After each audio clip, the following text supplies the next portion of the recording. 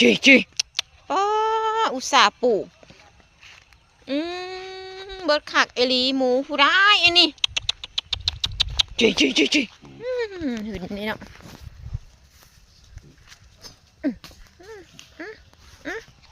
ป้าเบิดช่องนานเลยผักบงนี่นะ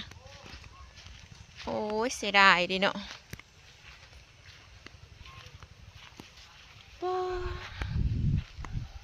อุตส่าห์โหดเศร้าโหดแรง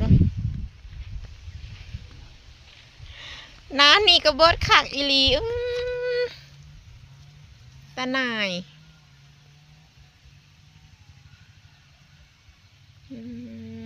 สองนานเลยอุตส่าห์บเก็บนะแพงไว้ให้มันยาววะจังกินชุดท้ายหมูมากินก่อนละจีหมูผู้ใดวะคือผู้ขังคือผู้ผูกมันเนาะจี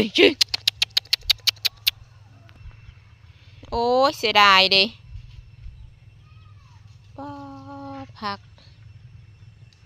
อันที่มันกินได้ผักบงสองนานเรียบร้อยผักบัวฮักอย่างอื่นดุด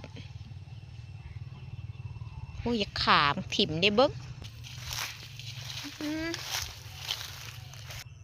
โอ้ยได้แต่จมเสียดายวันนี้อุตส่าห์ถนอมจับได้ตีใส่ดินขักตีลิ่นใส่ดินขักเด้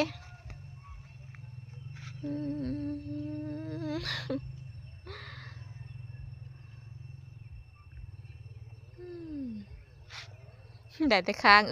เห็นยังบ่ได้เสียดายอีสาวบุเก็บจักดีเลย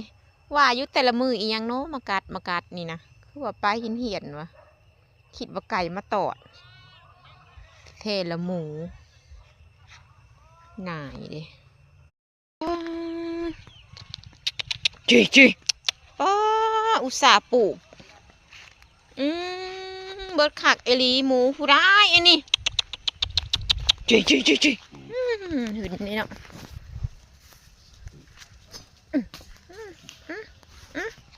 ป้าเบิดช่องนานเลยผักบงนี่นะโอ้ยเสียดายดิเนาะ